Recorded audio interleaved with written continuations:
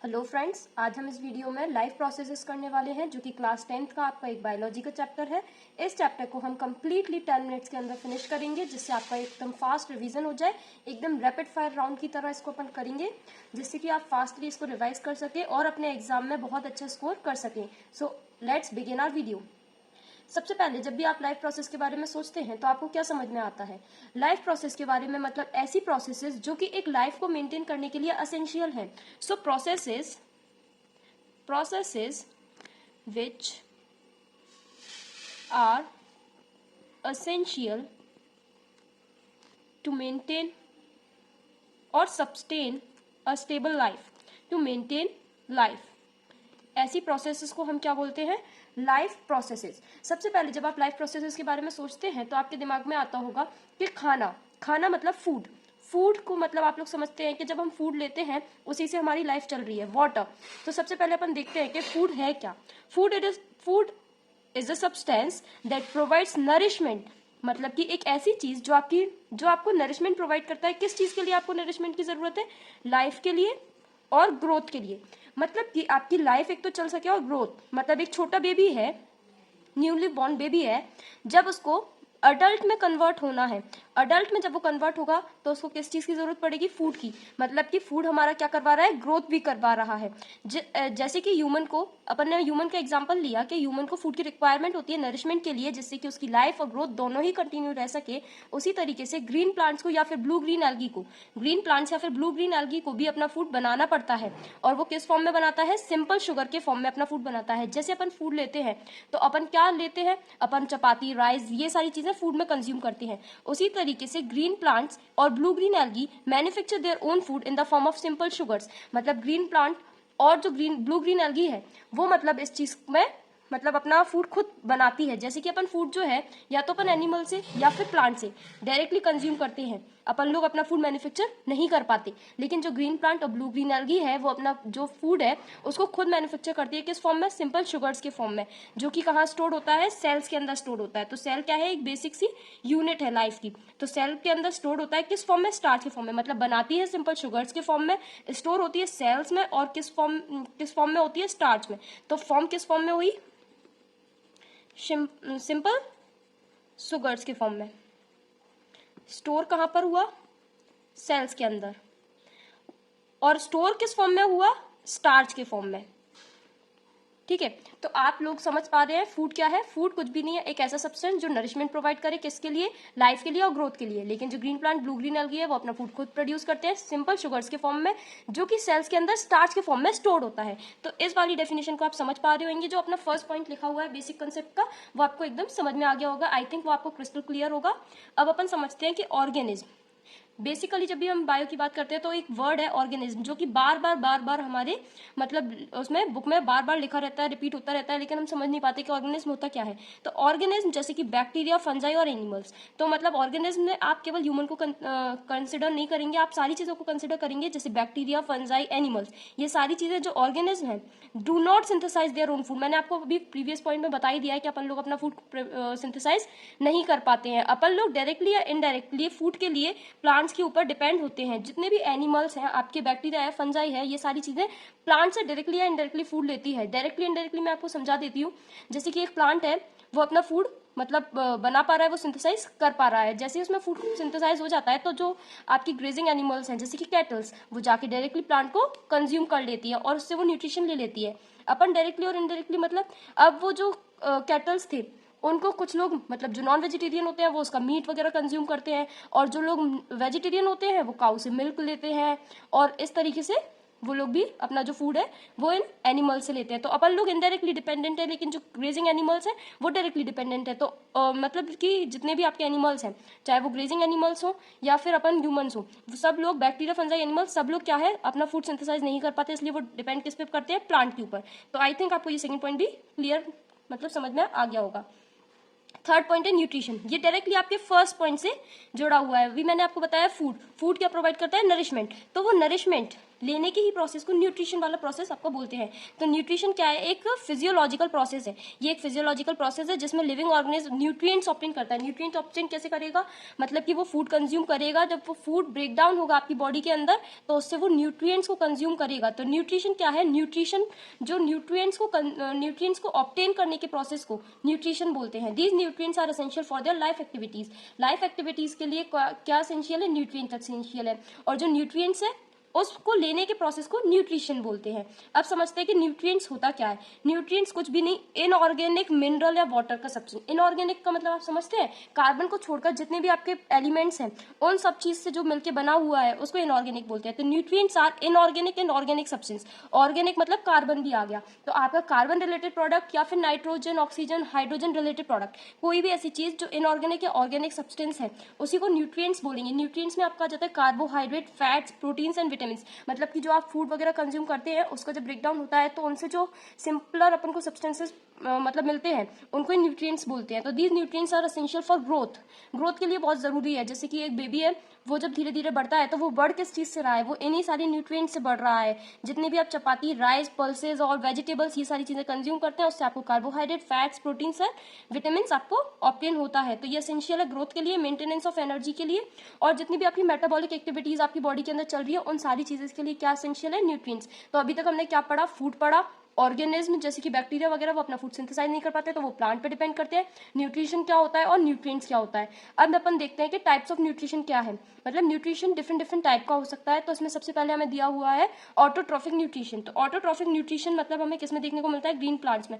Auto मतलब होता है आपका ऑटोट्रॉफिक न्यूट्रिशन, तो ऐसा प्रोसेस जिसमें हम सनलाइट का यूज करके खुद से अपना खाना बना लेते हैं उसको ऑटोट्रॉफिक न्यूट्रिशन बोलते हैं। अब आपको पता है कि खुद से खाना कौन बनाता है, प्लांट्स बनाते हैं, क्योंकि जो बैक्टीरिया, फंजाई और एनिमल्स है वो अपना फूड सिंथेसाइज नहीं कर पाते। तो जो सनलाइट की हेल्प से अपना खाना खुद सिंथेसाइज करते हैं उसको क्या बोलते हैं, ऑटोट्रॉफिक न्यूट्रिशन। तो वो किसके अंदर देखने को मिलेगा हमें, ग्रीन प्लांट्स के अंदर। They manufacture their own food. Own food बनाते हैं मतलब वो अपना खुद का खाना खुद से बनाते हैं, जैसे कि शुगर और स्टार्च के फॉर्म में, जिसका किस चीज का यूज करके, CO2, H2 in the presence of sunlight. तो इसके लिए सबसे इंपॉर्टेंट जो है वो सनलाइट है। Sunlight and chlorophyll by the process of photosynthesis.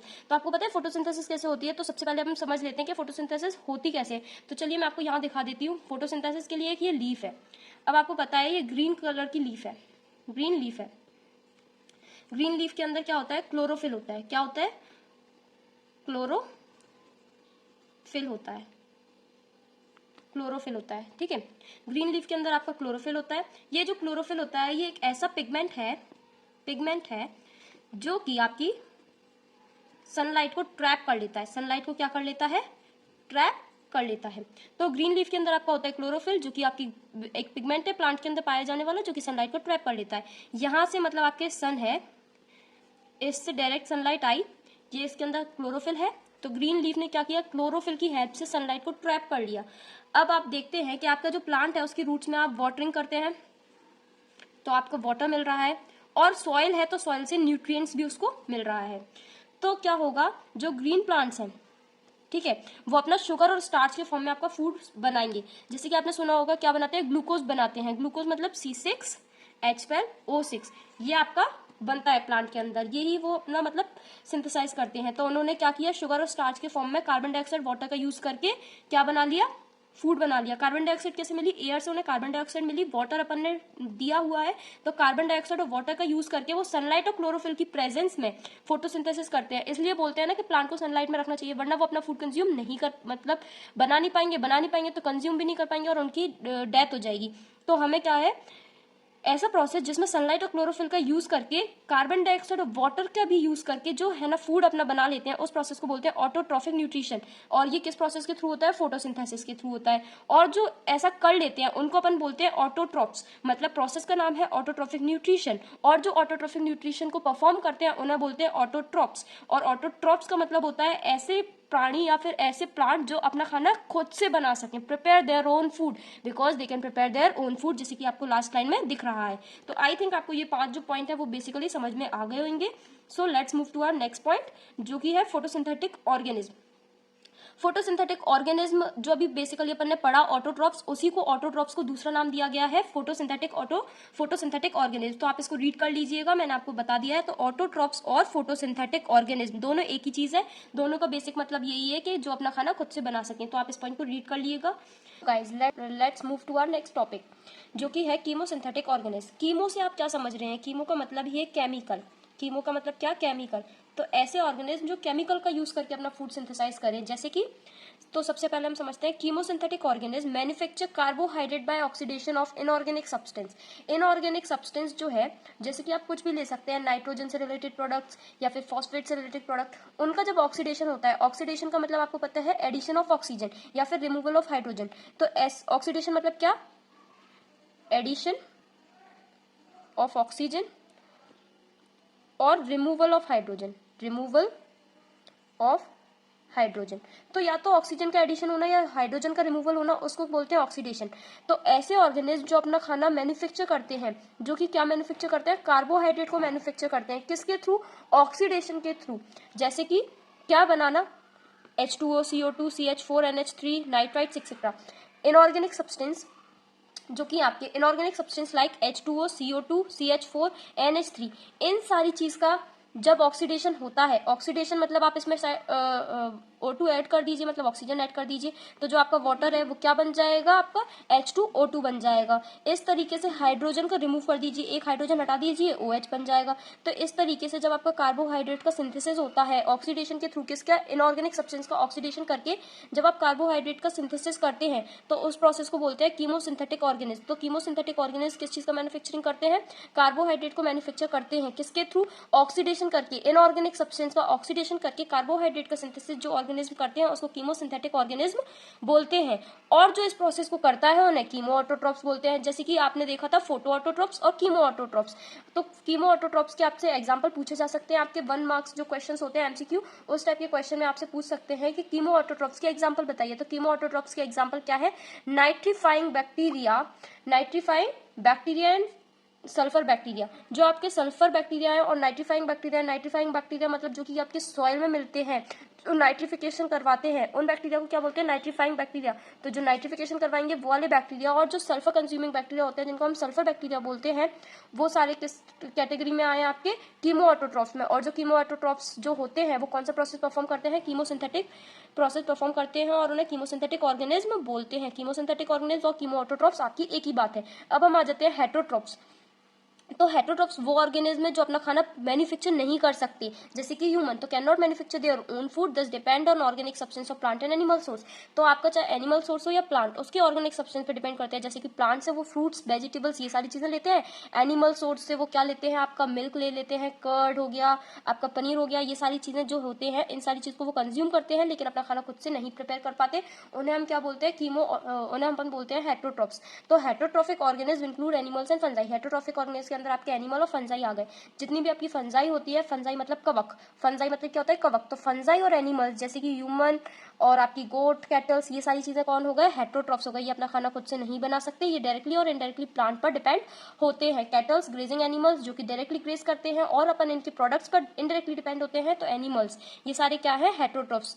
अब अपन देखते हैं सैप्रोफिटिक ऑर्गेनिज्म। सैप्रोफिटिक ऑर्गेनिज्म ऐसे होते हैं जो डेड और डिके के ऊपर मतलब अपना डेड और डिके से अपना फूड लेते हैं। सैप्रोफिटिक ऑर्गेनिज्म में आता है non green plants. Non green plants से मतलब आप समझते हैं ऐसे प्लांट जो ग्रीन नहीं होते। कभी कभार आपने देखा होगा कुछ प्लांट्स होते हैं जिनकी जो लीव्स होती है वो रेड कलर की होती है, पर्पल कलर की होती है। तो ऐसे प्लांट जो नॉन ग्रीन प्लांट्स हैं, ये क्या करते हैं? Absorb their organic nutrition from dead and decaying organism. मतलब कि आपने देखा होगा कभी कभार पैरासाइट्स, जो पैरासाइट्स होते हैं वो क्या होता है? कोई मर गया, कोई एनिमल मर गया, उसके ऊपर जाके पैरासाइट्स अपना फूड कंज्यूम कर रहे हैं, सड़ रही है कोई चीज, गल रही है फ्रिज में, उसके ऊपर आपने देखा होगा मोल्स वगैरह आ जाती है। तो वो जो न्यूट्रिशन का टाइप है उसको बोलते हैं सैप्रोफिटिक ऑर्गेनिज्म। और इस टाइप के प्रोसेस को क्या बोलते हैं? Saprophytic process, saprophytic nutrition. तो ऐसे एनिमल्स को अपन क्या बोलते हैं, सेप्रोफाइट्स। सेप्रोफाइट्स मतलब डेड और डिके से लेना, डेड और डिके मतलब डेड मतलब मरा हुआ, डिके मतलब सड़ा गला आपका जो रोटन चीजें हैं उनसे।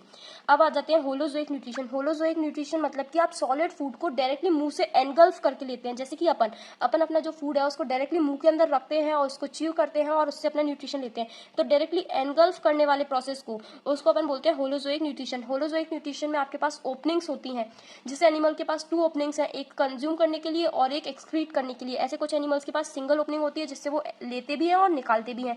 तो इस टाइप के प्रोसेस को बोलते हैं होलोजोइक न्यूट्रिशन।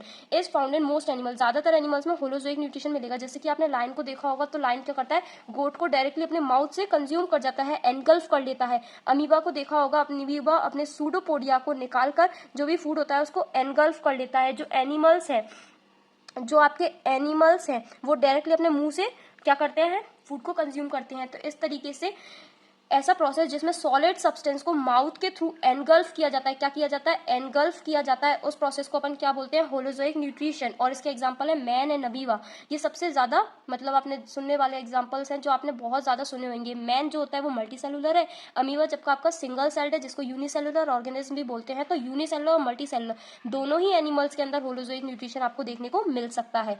अब अपन आ जाते हैं ब्रीदिंग और रेस्पिरेशन पे। तो सबसे पहले अपन ने लाइफ प्रोसेसेस के बारे में पढ़ रहे हैं, तो अपन ने इसमें जो फर्स्ट आपका जो प्रोसेस पढ़ा वो अपन ने न्यूट्रिशन पढ़ा, और न्यूट्रिशन से रिलेटेड हमने 10 पॉइंट्स आपको समझाए हैं। तो सबसे पहले आपने जो मतलब लाइफ प्रोसेसेस है ना, उसके अंदर अपन न्यूट्रिशन, एक्सक्रीशन, रेस्पिरेशन इस टाइप की प्रोसेसेस को पढ़ेंगे। तो हमने फर्स्ट जो हमारा टॉपिक था न्यूट्रिशन वाला वो कंप्लीटली कवर कर लिया, जिसके अंदर अपन ने 10 पॉइंट्स को कवर किया, जिसमें अपन ने देखा फूड क्या है, ऑर्गेनिज्म जैसे फंजाई एनिमल वो अपना फूड सिंथेसाइज नहीं कर पाते। फिर अपन ने देखा जब सिंथेसाइज नहीं कर पाते तो वो न्यूट्रिशन कैसे लेते हैं, न्यूट्रिएंट्स क्या होता है, न्यूट्रिशन के डिफरेंट टाइप्स देखे, जिसमें अपन ने ऑटोट्रॉफिक न्यूट्रिशन देखा, फोटोसिंथेटिक न्यूट्रिशन देखा, कीमोसिंथेटिक न्यूट्रिशन देखा, सेप्रोफिटिक न्यूट्रिशन देखा और होलोजोइक न्यूट्रिशन देखा। अब अपन नेक्स्ट जो हमारा मतलब प्रोसेस है वो है रेस्पिरेशन। सो गाइज, अब जो हमारा नेक्स्ट पॉइंट है वो है differences between breathing and respiration. Commonly हम लोग ब्रीदिंग और रेस्पिरेशन को सेम ही समझ लेते हैं, लेकिन ये दोनों अलग अलग प्रोसेसेस हैं, ब्रीदिंग और रेस्पिरेशन। रेस्पिरेशन जनरली वो टर्म है जिसमें अपन एनर्जी का यूज करते हैं, मतलब we obtain energy after breakdown of food. इस वाली प्रोसेस को अपन जनरली क्या बोलते हैं, रेस्पिरेशन। ठीक है। और जबकि जो ब्रीदिंग है उसमें अपन क्या लेते हैं, एयर को इन और आउट करना, मतलब कि सांस लेना और सांस छोड़ना। ये जो है ये हमारा क्या हो जाता है, ये हो जाता है हमारा ब्रीदिंग। ये क्या हो जाता है, ब्रीदिंग। तो रेस्पिरेशन और ब्रीदिंग जिसको अपन लोग एक ही समझ लेते हैं वो अलग अलग टर्म है, एक है ब्रीदिंग और एक है respiration. Breathing is a process where you breathe in और ब्रीथ आउट कॉन्स्टेंटली, मतलब कि आप लगातार सांस को अंदर लेना और बाहर छोड़ना। हिंदी में मैंने बिल्कुल आपको बता दिया है। तो ब्रीदिंग क्या होता है, ब्रीदिंग आपकी वो प्रोसेस है जिसके थ्रू आप ब्रीथ इन और ब्रीथ आउट करते हैं कॉन्स्टेंटली, मतलब लगातार ऐसा चलता रहता है, इसको ब्रीदिंग बोलते हैं। जबकि रेस्पिरेशन वो प्रोसेस है where the body breaks down the food for energy consumption के लिए। जब हमारी बॉडी खाने को टुकड़ों में तोड़ती है, मतलब आपने एक कोई भी फूड है, जैसे आपने ले लिया राइस, आपने इसको माउथ के अंदर डाला, राइस को जब वो तोड़ेगा उससे स्टार्च को ऑब्टेन करना, फिर उसके बाद और सिंपलर सब्सटेंसेस में उसको तोड़ना, फिर कंज्यूम करके एनर्जी लेना। जब आप रनिंग करेंगे तो आपको क्या लगेगी, एनर्जी लगेगी। तो उस समय पे वो जो एनर्जी है वो कहाँ से आई, आपके फूड से आई। तो इस प्रोसेस को it is a process where the body breaks down the food for energy consumption is called respiration. Breathing आपका एक फिजिकल प्रोसेस है, जबकि रेस्पिरेशन केमिकल प्रोसेस है। फिजिकल प्रोसेस मतलब ऐसा प्रोसेस जिसमें आप लोगों को डायरेक्टली आपको दिखाई दे रहा है कि सांस अंदर जा रही है बाहर जा रही है, उसमें कोई भी मैकेनिक्स वर्क नहीं कर रहा है, इस टाइप की प्रोसेस फिजिकल प्रोसेस। लेकिन केमिकल प्रोसेस क्या है, रेस्पिरेशन में आपका फूड ब्रेक डाउन हो रहा है जो कि आपकी बॉडी के अंदर हो रहा है, जिसको आप देख नहीं पा रहे हैं। इस तरीके के प्रोसेस को अपन रेस्पिरेशन बोलते हैं। ब्रीदिंग में अपन क्या लेते हैं, ऑक्सीजन लेते हैं, और रेस्पिरेशन में क्या करते हैं अपन, रिलीज आउट करते हैं। तो ब्रीदिंग में टेक्स इन करते हैं, जबकि रेस्पिरेशन में रिलीज आउट करते हैं। Breathing exchange of gases between the cells के मतलब सेल्स के अंदर एक्सचेंज ऑफ गैसेज हो रहा है, वो क्या है, ब्रीदिंग। मतलब कि देखिए आपकी 2 सेल्स हैं, इन दोनों के अंदर गैसेस का एक्सचेंज होना, ये क्या हो गया, ब्रीदिंग हो गया। दो सेल्स के बीच में, ये सेल 1 है, ये सेल 2 है, इन दोनों के बीच में जो एक्सचेंज हो रहा है गैसेस का, उसको बोलेंगे ब्रीदिंग। जबकि रेस्पिरेशन किसी एक सिंगल सेल के अंदर होता है, इसके अंदर आपका फूड जो था उसको टुकड़ों में तोड़ना, ये क्या हो गया आपका respiration. It is two processes, ventilation of gas, ventilation and gas exchange. इसके अंदर आपके दो प्रोसेस होते हैं, ब्रीदिंग के अंदर आपके क्या प्रोसेस होते हैं, दो होते हैं। एक तो गैसेस का एक्सचेंज हो रहा है, एक वेंटिलेशन, मतलब एक तो आप लोग ऑक्सीजन को ले रहे हो और कार्बन डाइऑक्साइड को बिल्कुल बाहर निकाल रहे हो, तो ये आपका वेंटिलेशन हो गया। लेकिन गैसेस एक्सचेंज कैसे हो रहा है, मतलब आपने लिया ऑक्सीजन, अब वो सेल्स के अंदर जा रही है, उसके बाद फिल्टर हो रही है और कार्बन डाइऑक्साइड को बाहर ले जा रही है, तो सेल्स के बीच में भी प्रोसेस चल रहा है। Okay, it is one process oxidation. Respiration में क्या होता है, ऑक्सीडेशन होता है। ऑक्सीडेशन मैंने आपको बताया था क्या, एडिशन ऑफ ऑक्सीजन और रिमूवल ऑफ कार्बन डाइऑक्साइड और रिमूवल ऑफ हाइड्रोजन, तो ये आपका ऑक्सीडेशन है। इसके अंदर केवल ऑक्सीडेशन हो रहा है, मतलब आपका ऑक्सीजन या तो ऐड हो रहा है या फिर हाइड्रोजन को रिमूव हो रहा है। It can be control, it can not be. Breathing आप कंट्रोल कर सकते हैं, जैसे कुछ लोग बोलते हैं मैं अपनी जो मतलब ब्रीद है उसको मतलब 10 सेकेंड्स के लिए रोक सकता हूँ, तो इस तरीके से इसको अपन कंट्रोल कर सकते हैं। लेकिन रेस्पिरेशन आपका कंट्रोल नहीं होता, आपने एक बार सांस ली, उसका यूज होगा क्या बनाने के लिए, एनर्जी बनाने के लिए, और एटीपी का फॉर्मेशन होगा। तो जो रेस्पिरेशन है वो कंट्रोल नहीं की जा सकती, जबकि ब्रीदिंग आपकी कंट्रोल की जा सकती। अब हम पढ़ने वाले हैं वो है पैरासिटिक ऑर्गेनिज्म।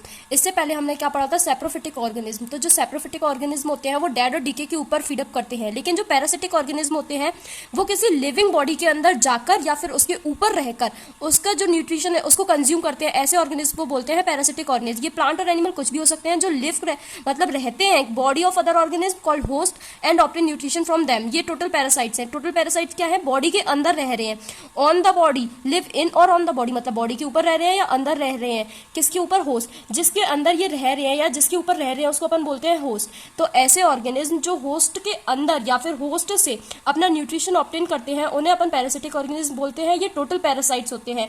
ऐसे ऑर्गेनिज्म जो बॉडी के अंदर रहते हैं और ऊपर रहते हैं। ऊपर रहने वाले ऑर्गेनिज्म में आपने एग्जांपल पढ़ा होगा, जैसे कि लाइस, या फिर डॉग्स के अंदर टिक्स होते हैं। टिक्स मतलब छोटे छोटे एनिमल्स जो डॉग के ऊपर रहते हैं और उससे अपना फूड कंज्यूम करते हैं। और जो लाइस होते हैं, मतलब जिनको आप जू बोलते हो, जो अपने हेयर्स के अंदर पाए जाते हैं, उनको भी इसी टोटल पैरासाइट की कैटेगरी में रखा गया है।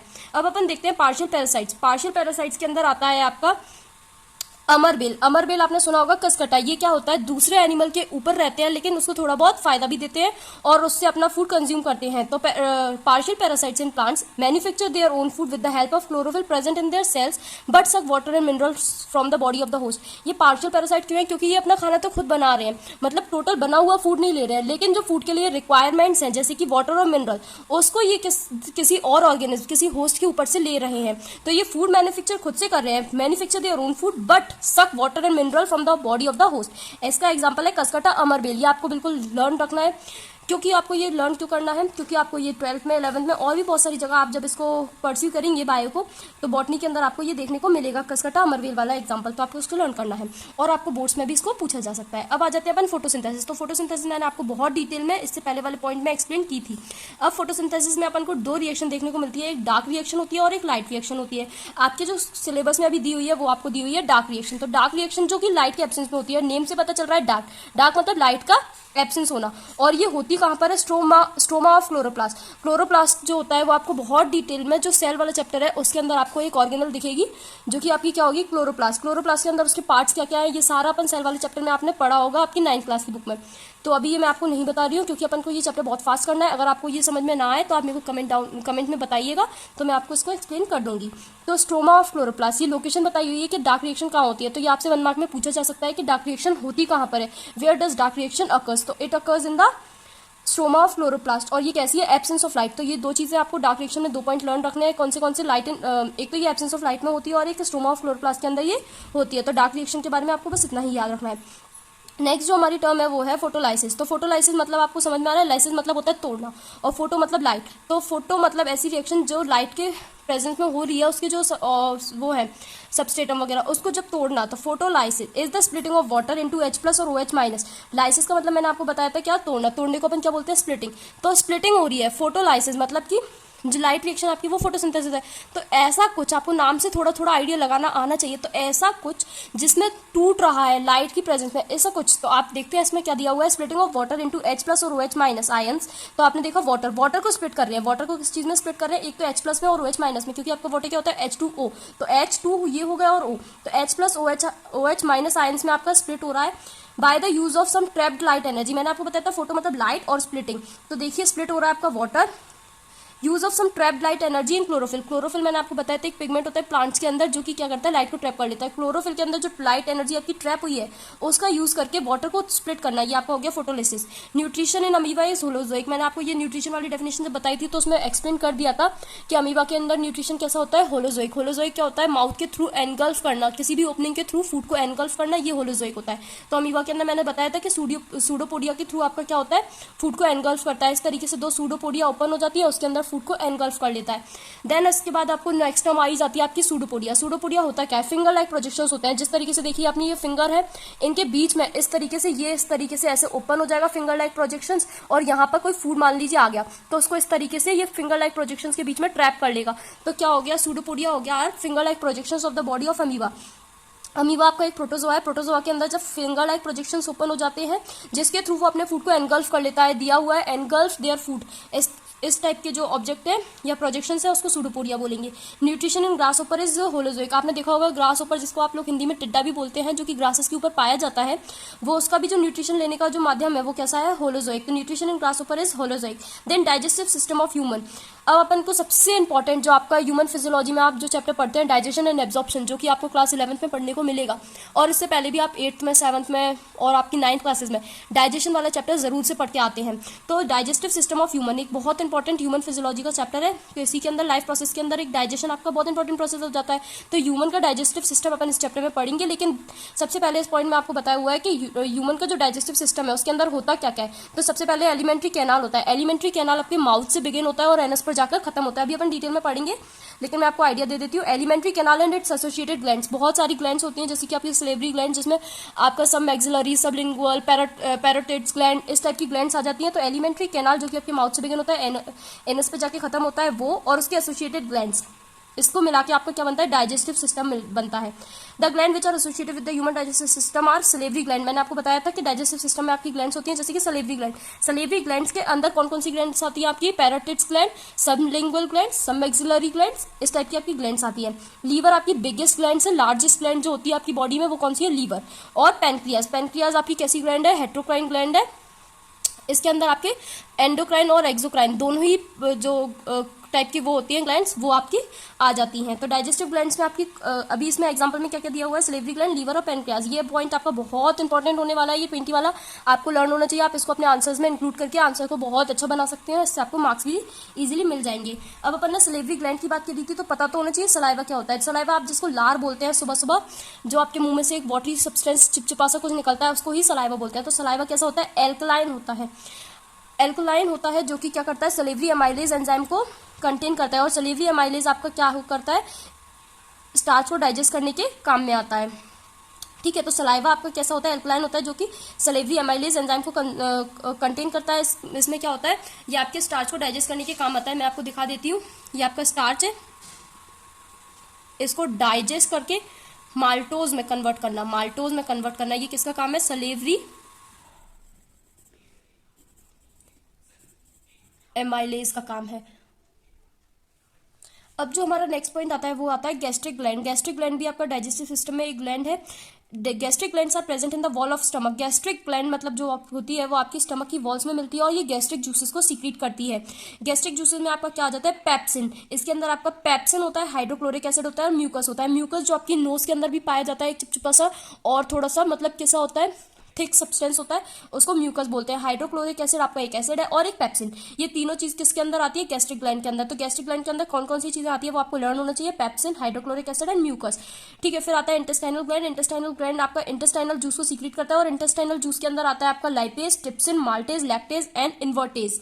तो ये सारे आपके एंजाइम है और जिसके अंदर एज लग जाता है वो क्या होता है, मतलब आपका वो एक ऐसा हाइड्रोलिटिक सब्सटेंस है। हाइड्रोलिटिक सब्सटेंस मतलब जो कि ब्रेक डाउन में यूज होता है, सिंपलर सब्सटेंसेस को बनाने में काम आता है। तो सबसे पहले इंटेस्टाइनल ग्लैंड के अंदर आपके कौन कौन से एंजाइम आते हैं वो आपको पता होना चाहिए। Lipase, trypsin, maltase, lactase and invertase. जो आपका लैक्टेज है वो लैक्टिक एसिड को तोड़ने के काम आता है। तो इस तरीके से सबके अपने अपने हाइड्रोलिटिक एक्शंस होते हैं, वो आपको आगे पढ़ने को मिलेंगे। उसके बाद आ जाता है आपका पैनक्रियाटिक जूस। पैनक्रियाटिक जूस आपका क्या होता है? जो कि पैनक्रियाटिक जूस होता है वो आपके पैनक्रियास के द्वारा रिलीज किया जाता है। मैंने आपको बताया था पैनक्रियास क्या है, आपका एक डाइजेस्टिव सिस्टम में एक ग्लैंड है जो कि पैनक्रियाटिक जूस को सीक्रेट करता है, जिसके अंदर एंजाइम कौन सा होता है? अमाइलेज एंजाइम होता है जो कि डाइजेस्ट करता है स्टार्च को। ठीक है, तो पैनक्रियाटिक जूस के अंदर आपके कौन कौन से एंजाइम आते हैं? एक आता है अमाइलेज जो कि स्टार्च को डाइजेस्ट करता है, ट्रिप्सिन जो कि प्रोटीन को डाइजेस्ट करता है, और लाइपेज जो कि फैट को डाइजेस्ट करता है। Bile is secreted from liver. और जो बाइल जूस है, बाइल जूस होता है, जैसे पैनक्रियाटिक जूस पैनक्रियास के द्वारा रिलीज किया जाता है, वैसे बाइल जूस आपका लीवर के द्वारा सीक्रेट किया जाता है।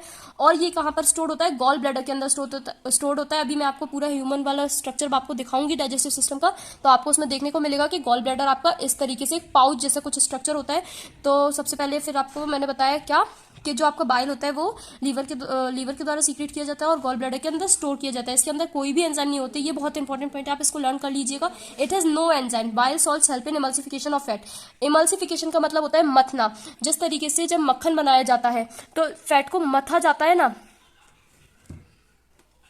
उस तरीके से bile salts help in emulsification of fats in small intestine. Small intestine के अंदर आपका क्या होता है? बाइल सॉल्ट्स होते हैं जो कि फैट्स को इमल्सिफाई करते हैं। इमल्सिफाई करना है मतलब बहुत अच्छे से चिकना चिकना मथ देना। मथ देना मतलब बिल्कुल बारीक बारीक पीसेज में आपको ब्रेक कर देना। जैसे आप फूड को च्यू करते हैं तो च्यू करने के बाद भी वो बहुत स्मॉल पार्टिकल्स में नहीं होता, लेकिन जब आप उसको इमल्सिफाई कर देंगे तो वो बहुत छोटे छोटे पार्टिकल्स में टूट जाएगा। तो इसी तरीके से बाइल सॉल्ट्स फैट्स को इमल्सिफाई करते हैं। देन बाइल पिगमेंट्स जो होता है वो आपको कलर देता है यूरिन को और फेसेस को। जो येलो कलर आपको दिखता है अपनी यूरिन में या फिर पॉटी जिसको बोलते हैं फेसेस, यूरिन मतलब टॉयलेट और फेसेस मतलब पॉटी, तो इनके अंदर जो आपका कलर दिखता है येलोइश कलर, वो आपका किसके कारण होता है? बाइल पिगमेंट्स के कारण होता है। बाइल पिगमेंट्स में आपका क्या आता है? बिलिरुबिन और बिलुवर्डिन। बिलिरुबिन और बिलुवर्डिन जब आपका बहुत ज्यादा स्टोर हो जाता है कहाँ पर? गॉल ब्लैडर के अंदर, और वो रिलीज आउट नहीं हो पाता बॉडी से, तो आपको जो होता है वो पीलिया जिसको बोलते हैं वो वाली डिसीज हो जाती है। Then cellulose digestion does not occur in human एक ऐसी बॉडी, ह्यूमन बॉडी जो है वो सेलुलोज को डाइजेस्ट नहीं कर पाती। आपको लर्न होना चाहिए कि ह्यूमन बॉडी किस चीज को डाइजेस्ट नहीं कर पाती। तो सेलुलोज आप लोगों को कम कंज्यूम करना चाहिए, मतलब कंज्यूम अपन लोग सेलुलोज नहीं करते क्योंकि सेलुलोज को डाइजेस्ट नहीं कर पाती। जैसे कि आपकी ग्रीन ग्रासेस है वो आपकी काउ कंज्यूम कर लेती है क्योंकि वो उसको डाइजेस्ट कर सकती है, लेकिन ह्यूमन सेलुलोज मतलब ग्रीन ग्रासेस को कंज्यूम नहीं कर सकता।